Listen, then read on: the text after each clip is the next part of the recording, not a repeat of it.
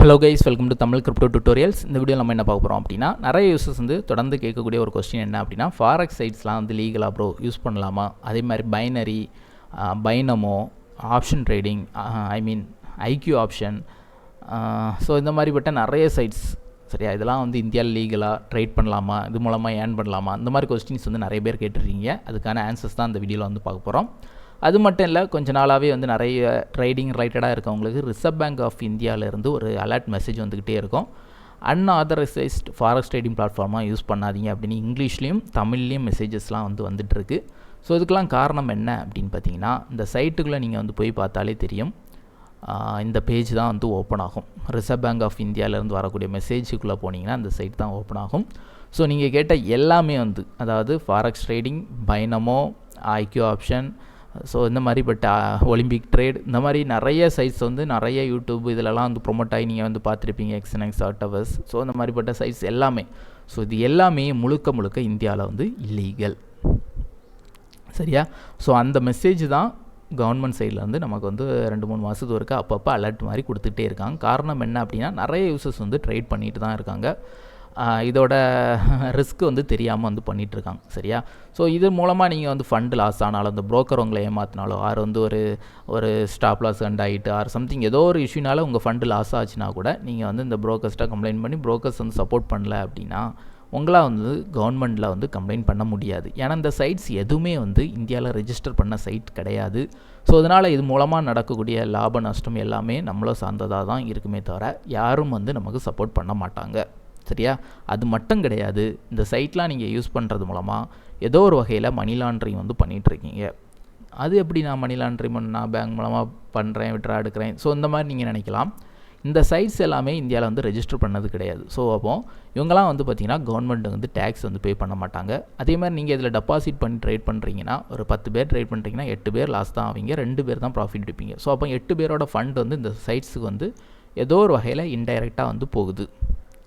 So அப்போது இந்தியாவை விட்டு இந்தியாவோட ரூபா வந்து வெளிநாடுகளுக்கு வந்து போகிறதுக்கு நீங்கள் வந்து ஹெல்ப் பண்ணிட்டுருக்கீங்க. ஸோ அப்போ முழுக்க அந்த மணி லாண்ட்ரிங் இதுலேயும் நீங்கள் வந்து இன்டைரக்டாக வந்து தொடர்பில் இருக்கீங்க அப்படிங்கிறதான் அர்த்தம். ஸோ அதை தான் கவர்மெண்ட் வந்து திரும்ப அலர்ட் பண்ணிகிட்ருக்கு.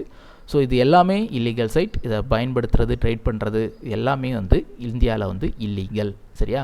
மணி லாண்ட்ரிங் கேஸ் அப்படின்னு சொல்லி நீங்கள் வந்து கூகுளெலாம் சர்ச் பண்ணி பார்த்தாலே தெரியும், நிறைய கேசஸ் வந்து கிடக்கும். முன்னாடிலாம் வந்து பார்த்திங்கன்னா கோயம்புத்தூர், சென்னை, பெங்களூர்லாம் நிறைய ஒயிட் லேபிள்ஸ், அதாவது பிரான்ச்சஸ்லாம் எடுத்து நிறைய பேர் பண்ணிகிட்டு இருந்தாங்க. ஸோ அவங்கெல்லாம் இப்போ ரொம்பவே குறைஞ்சிட்டாங்க. காரணம் என்ன அப்படின்னா, கவர்மெண்ட் சைட்லேருந்து நிறைய இடி ரைட்லாம் வந்து போய் அவங்க ஃபண்டெல்லாம் ஃப்ரீஸ் பண்ணி நிறைய ஆக்ஷன்ஸ்லாம் வந்து எடுத்துகிட்டு இருக்காங்க. சரியா? ஸோ இதனால தான் வந்து முன்னை விட இப்போலாம் வந்து பார்த்திங்கன்னா ஃபாரெக்ஸ் ஆட்ஸ் ப்ரொமோஷன்லாம் வந்து கம்மியாக இருந்துகிட்ருக்கு. இருந்தாலும் நிறைய யூடியூபர்ஸ், இன்ஃப்ளூயன்சர்ஸ்லாம் வந்து தெரியாமல் வந்து ப்ரொமோட் பண்ணிகிட்ருக்காங்க.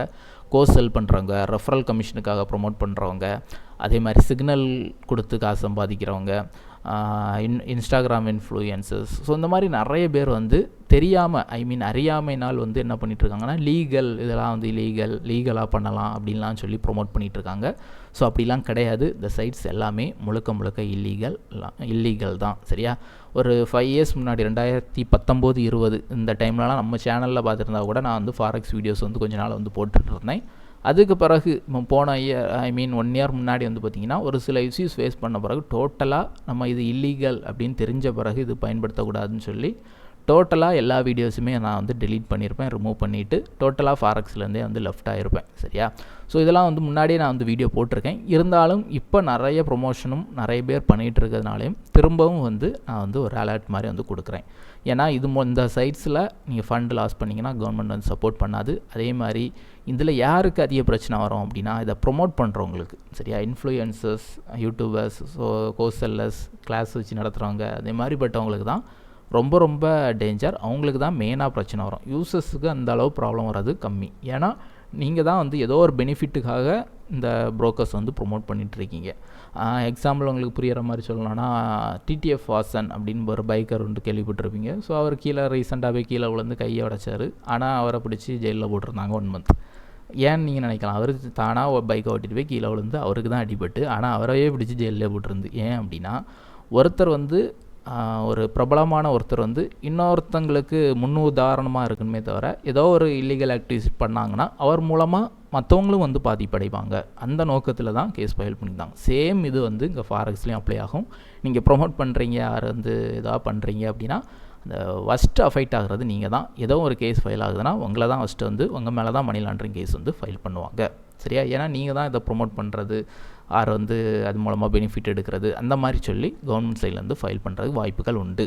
ஸோ இதோட ரிஸ்க் தெரியாமல் தான் நிறைய பேர் வந்து பண்ணிட்டுருக்கீங்க. ஆக்சுவலி இது எல்லாமே வந்து முழுக்க இல்லீகல். சரியா? சரி, ஓகே. அடுத்து என்ன அப்படின்னா ஃபண்டட் சைட்லாம் வந்து யூஸ் பண்ணலாமா அப்படின்னு கேட்குறீங்க. நிறைய யூசர்ஸ் வந்து என்ன பண்ணிட்டாங்கன்னா இது இல்லீகல்னு சொல்லி நம்ம போன இயரே 1 இயர் முன்னாடியே வீடியோ போடும்போதே நிறைய பேர் வந்து ஃபாரெக்ஸ் ட்ரேடிங் இதே மாதிரிப்பட்ட சைட்ஸ்லேருந்து எல்லாத்துலேருந்து லெஃப்ட் ஆகிட்டாங்க. லெஃப்ட் ஆகிட்டு என்ன பண்ணாங்கன்னா ஃபண்டிங் அக்கௌண்ட் பண்ணிகிட்ருக்காங்க. மேபி ஒரு சிலர் இன்னும் வந்து பண்ணிகிட்ருக்காங்க. ஃபண்டிங் அக்கௌண்ட் ரிலேட்டாக பெருசாக கவர்மெண்ட் சைட்லேருந்து எந்த ரூலும் இல்லை. ஏன்னா அது வந்து இன்னொரு கம்பெனி இங்கே ட்ரேட் பண்ணி கொடுத்து அவங்கக்கிட்ட இருந்து கமிஷன் வாங்குற மாதிரி தான் வரும். ஆனால் அதுலேயும் நமக்கு ஒரு சின்ன ரிஸ்க் இருக்குது. என்னென்னா நீங்கள் யூஸ் பண்ணுற ஃபண்டிங் கம்பெனி மூடிட்டு போயிட்டாலோ, நீங்கள் கஷ்டப்பட்டு ஒரு மாதம் ட்ரேட் பண்ணி ப்ராஃபிட் அவங்களுக்கு சம்பாதிச்சு கொடுத்துருப்பீங்க. அவங்க உங்களுக்கு 80% ப்ராஃபிட்டில் ஷேர் தரணும். ஆனால் தராமல் உங்கள் அக்கௌண்ட்டை பிளாக் பண்ணி விட்டாலோ நீங்கள் யார்ட்டையும் கம்ப்ளைண்ட் பண்ண முடியாது. ஏன்னா அந்த சைட்ஸும் வந்து இங்கே வந்து ரெஜிஸ்டர் பண்ணப்பட்ட சைட்ஸ் கிடையாது. சரியா? ஆனால் நீங்கள் தேவை ஃபாரெக்ஸ்லேயே அடிக்ட் ஆகிட்டோம், ஏன்னா இந்தியன் மார்க்கெட்லாம் தெரியாது அப்படின்னா அதில் வந்து நீங்கள் வந்து ட்ரேட் பண்ணிக்கலாம். இந்தியன் மார்க்கெட்லாம் வந்து பார்த்திங்கன்னா செபியில் ரெஜிஸ்டர் ஆன சைட்ஸ். ஆனால் இந்த sites are funded sites are எந்த இதுவுமே வந்து பார்த்திங்கன்னா செபி கீழே ரெஜிஸ்டர் ஆனது கிடையாது. செபியில் ரெஜிஸ்டர் ஆனதுனால என்ன பெனிஃபிட் அப்படின்னா, இப்போ செபியில் ரெஜிஸ்டர் ஆன சரோதா, அப்ஸ்டாக், க்ரோ இந்த மாதிரிப்பட்ட சைட்ஸ்லாம் ஏதோ ஒரு யூசர்ஸ் வந்து ஏதோ ஒரு ப்ரோக்கர்ஸ் வந்து சீட் பண்ணுறாங்க, ஒரு ஸ்டாப் ஹண்ட் பண்ணுறாங்க, ஆர் ஒரு கேண்டலில் மட்டும் டெக்னிக்கல் இஷ்யூனால அந்த ப்ரோக்கரில் மட்டும் டவுன் ஆகிருக்கு. ஸோ இதனால் வந்து யூசர்ஸ் ஃபண்ட் லாஸ் ஆகிருக்கு அப்படின்னா அதெல்லாம் நீங்கள் ஸ்க்ரீன்ஷாட் எடுத்து ப்ரோக்கர்ஸ்ட்டை வந்து கேட்கலாம். கண்டிப்பாக ப்ரோக்கர் வந்து ஃபண்ட் வந்து ரிட்டர்ன் பண்ணணும். அப்படி பண்ணாட்டா நீங்கள் என்ன பண்ணிக்கணும் அப்படின்னா செபியில் போய் டைரெக்டாக கம்ப்ளைண்ட் பண்ணால் உங்களுக்கு வந்து ஃபண்ட் ரிட்டர்ன் ஆகும். நிறைய பேருக்கு வந்து ரிட்டர்னும் ஆகிருக்கு. சரியா? பர்சனலாகவே நான் நிறைய பேர் பார்த்துருக்கேன். ஸோ இந்த ரீசனால் தான் கவர்மெண்ட் வந்து என்ன பண்ணியிருக்குன்னா ஒவ்வொன்றுக்கும் ஒரு அமைப்பு வந்து வச்சுருக்காங்க. சரியா? அதில் ரெஜிஸ்டர் பண்ண சைட்டில் மட்டும்தான் இந்தியன் யூசர்ஸ் வந்து ஃபண்டெல்லாம் முதலீடு பண்ணணும், அதில் தான் ட்ரேட் பண்ணணும் அப்படிங்கிறது தான் இந்தியாவில் வந்து லீகல். அதை தவிர எந்த சைட் யூஸ் பண்ணாலும், இதில் 75 சைட்டு தான் இருக்குது, இதில் இல்லாத சைட் நான் யூஸ் பண்ணலாமான்னா அப்படி கிடையாது. செபி கீழே ரெஜிஸ்டர் ஆகாத எந்த சைட்டு யூஸ் பண்ணாலும் அது வந்து முழுக்க இல்லீகலான ஒன்று தான். சரியா? மணி லாண்ட்ரிங் வந்து அது மூலமாக ஏதோ ஒரு வகையில் வந்து நடக்குது. சரியா? ஸோ அதே மாதிரி ஒரு சிலர்லாம் வந்து என்ன பண்ணிகிட்ருக்காங்க அப்படின்னா கிரிப்டோ மூலமாக நம்ம வந்து டெபாசிட் பண்ணால் அதெல்லாம் லீகல் தான் ப்ரோ அப்படின்னு சொல்லி கான்ஃபிடண்ட்டாக ஃபாரெக்ஸ் சைட்லாம் லீகல் அப்படின்லாம் கூட ப்ரொமோட் பண்ணிகிட்ருக்காங்க. அதுவும் வந்து தவறு. கவர்மெண்ட் ரீசெண்டாக கிரிப்டோக்கும் ரூல்ஸ் கொண்டு வந்திருக்காங்க. FIU இந்தியா அப்படிங்கிற அமைப்பு கீழே யாரெல்லாம் வந்து கிரிப்டோ சைட் ரெஜிஸ்டர் பண்ணுறாங்களோ அந்த சைட் மட்டும் தான் லீகல் அப்படின்னு சொல்லிட்டாங்க. இன்டர்நேஷ்னல் சைட் பைனான்ஸ், ஓகேஸ் நிறைய 10 எக்ஸ்சேஞ்சை வந்து கவர்மெண்ட்டே வந்து இப்போ பேன் பண்ணியிருக்காங்க. சரியா? கிரிப்டோவுக்கும் ஃபாரெக்ஸ் மாதிரி வந்து ரூல்ஸ்லாம் வந்து கொண்டு வந்துட்டு இருக்காங்க. ஏன்னா சேம் இதே மணி லாண்ட்ரிங் கான்செப்ட் வந்து இதுக்கும் வந்து அப்ளை ஆகும். சரியா? அதே மாதிரி இன்னொன்று இன்ஃப்ளூயன்சஸ் அதே மாதிரி யூடியூபர்ஸ்லாம் கட்டாயம் தெரிஞ்சுக்கணும். இந்த மணி லாண்ட்ரிங் கேஸில் உள்ள விஷயம் என்ன அப்படின்னா, நீங்கள் இந்த இஷ்யூஸ் இந்த சைட்லலாம் வந்து டைரெக்டாக நீங்கள் இன்வால்வ் ஆகாட்டாலும் இன்டைரக்டாக இன்வால்வ் ஆகியிருந்தால் கூட மணி லாண்ட்ரிங் கேஸில் வந்து ஃபைல் பண்ணலாம் அப்படிங்கிறது சட்டம் வந்து இருக்குது. ஸோ அதை யூஸ் பண்ணி கூட உங்களுக்கு வந்து ஃப்யூச்சரில் யாரும் உங்கள் மேலே கம்ப்ளைண்ட் பண்ணால் உங்களுக்கு வந்து ப்ராப்ளம் வரலாம். ஸோ அதை வந்து என்னைக்கு ஞாபகம் வச்சுக்கோங்க.